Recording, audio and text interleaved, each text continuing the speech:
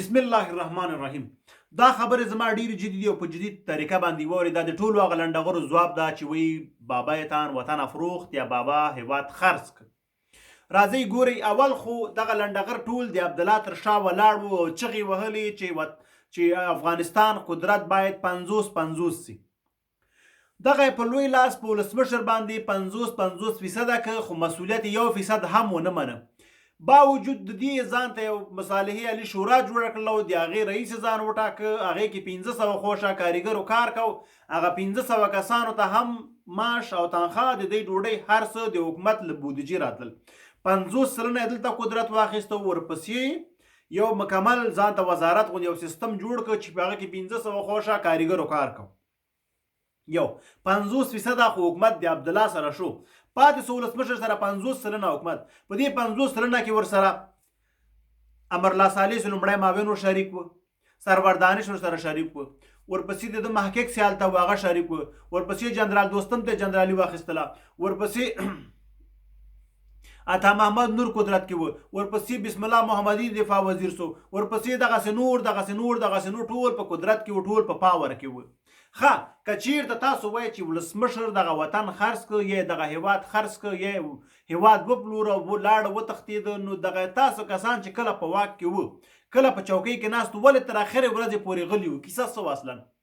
اصلا کیسه څه وه؟ په دغه کیسه د ما سر خلاص کړئ. که چیرته قدرت غوښتلی سئ، قدرت ته م چغې وهلې چې موږ به افغانستان کې جګړه جوړه کړو، کورنۍ جګړې به پېښې سي، موږ به په ارامه کښېننو، موږ ملي سرود نه منو، موږ ژبه نه منو، موږ بیرغ نه منو، موږ به خراسان بیرغ جوړ کړو، موږ به خراسان جوړ کړو.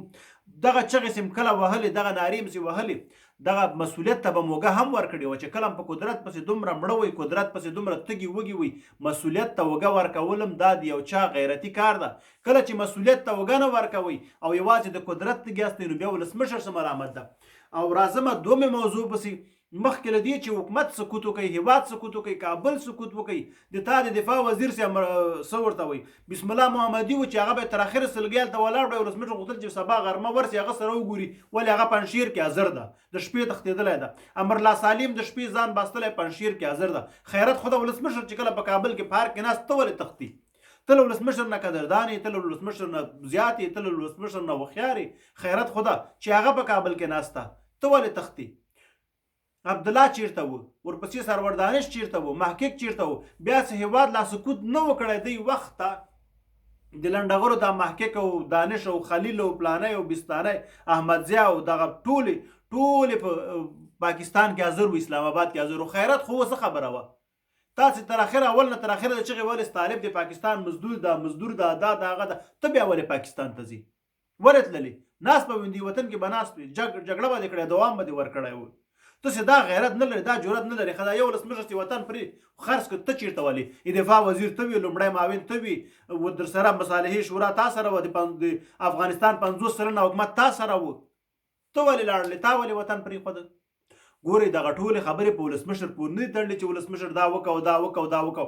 هر لنډغر چغې وهي، مسؤلیت نه مني، نور قدرت لپاره چغې اسمان ته وختلې. دا لنډغریزم ده او دا د یو چا په حقوقو باندې او د یو چا په ژوند باندې مستقیم تعرض ده، او چې دا باید پرې نه دی د خبرو ځوابونه ورکړي. مستقیم تعرض هېڅکله په ځان باندې مه منئ. نو دا لنډغر دی، دی لنډغر و، لنډغر به پاتې کېږي. څوک چې قدرت غواړي هغه باید مسؤلیت هم ومني. نو دا خلک بې شرمه دي، په سترګو کې در ننوځي او په بې شرمۍ باندې دا خبرې کوي چې وطن اتام فروخت، وطن داسې کوي، وطن هسې کوي. باوجود د دې چې د وطن 50 تر 80 سلنه پورې واک د دوی لاس کې و. زه بیا هم وایم که چیرته دی خبره نه اورېدل کېدله، ولې دوی دا جرأت نه کوي چې ویل وایي موږ له دغه چوکۍ نه تېرېږو، موږ ځو دغلته په ځمکه کینو، موږ خپل هېوادوال راجم کوو، ورته وایي چې زموږ خبره څوک نه اوري، هسې ناحقه موږ سره د حکومت تقسیم شوی ده او زموږ خبره نه اورېدل کېږي. موږ له دغه ځایه دلته کینو، موږ نه غواړو نور موږ دغه حکومت کې برخه نه اخلو، یا د له سره انتخابات وسي، یا دا حکومت مکمل بدل سي، یا دا موضوع دغه ځای نه ووځي، یا د ولسمشر ووځي یا موږ ووځو. ملت به هم لیدلي وي چې رښتیا وایي دا خلک خو په حقه دي. چوکۍ یې پرېښودله، خو نه، دی چوکۍ نه پرېښودلې. د دوی بیادبي د ما فکر کنې ګرمې وې په چوکیو باندې، دوی جیبونه ډک وو، د دوی بچیان په اروپا او امریکا او کاناډا او استرالیا هر ځای کې چې وو ښه منظم و، ژوند یې جوړ و، تیارې دوی ته ولاړې وې چې کله یې ژوند په خطر کې بغ والوتل، لاړل، وتښتېدله. هېچ چا ته هم ذره ضرر ونه رسېده. دوی همدغه غوښتل چې ولسمشر دې جګړه وکړي، عسکر دې جګړه وکړي، عسکر دې هم ټکر ټکر سي، کابل دې هم ټکر ټکر سي، ملت دې هم ټکر ټکر سي، ودې وژل سي. بیا له هغې نه وروسته دې ولسمشر که تسلیمېږي که مړ کېږي که هر څه کېږي دی خو به تښتي، د دی خو دا کار و، د دی خو همدغه پلان و چې وطن به ټکر ټکر کېږي، موږ به تښتو.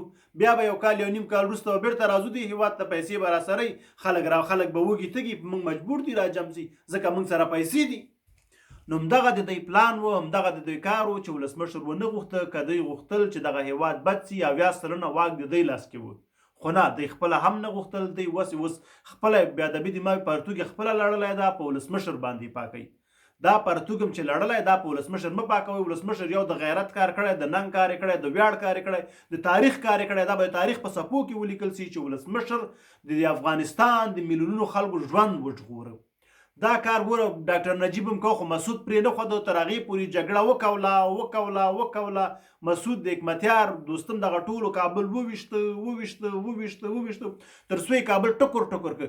وګورئ اوس خو ګوګل در سره ده که نه، ولیکئ کابل په 1990 کلونو کې په هره ژبه یې ولیکئ، عکسونه یې خالي وګورئ، دوړې ټکر ټکر میده پروت ده، یو کنډواله هم هغسې نه وي. اوس شکر کابل ډېر ښه ده، شکر وباسئ، د ویاړ ځای ده چې سفارتونه هم پکې لرل، خلک ورته راتلل، بیروبار پکې ده، 5-6 میلیونه نفوس پکې. دغه وخت کې د مرغۍ پکې نسو پیدا کولی، مرغۍ اوبه دې پکې نسو پیدا کولی، یو څاڅکی اوبه. اوس خو شکر د ژوند ځای ده، ژوند پکې روان ده.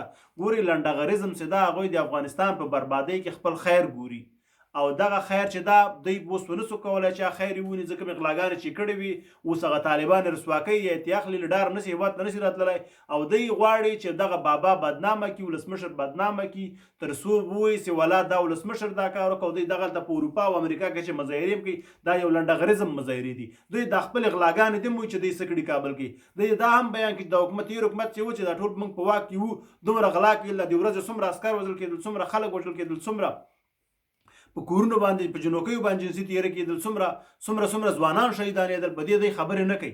په هر صورت نه غواړم ویډیو رانه اوږده سي، دغه د لنډغرو مستقیم جواب ده، او چې کله یې ویلي ورته 80% حکومت ستاسو لاس کې و، تاسو څه وکول؟ ولې صالح واک کې و، محقق واک کې و، خلیلي واک کې و، 50% ډبل عبدالله واک کې و، جنرال دوستم مارشالي واخیستله، دا ټول هم څه کولی سول، ولې نظام نسو بچ کولی؟ ټول لنډغر تاسې سره ولاړ، ولې مو نه کول؟ په چوکیو پسې ناست وئ خوشحاله وئ. هغه یو متل ده وایي چې ژوندی خوشحالېږي چې مرې کونه دې چوي. کله چې په چوکۍ وي ښه خوشحاله وي، کله چې له چوکۍ ښکته چغې دې اسمان ته وختلې، دغه چوکۍ نه چې ښکته کېده ښکته سوی به وي 3 میاشتې 5 میاشتې مخکې به ښکته سوی چې ولسمشر زموږ خبر نه ماني.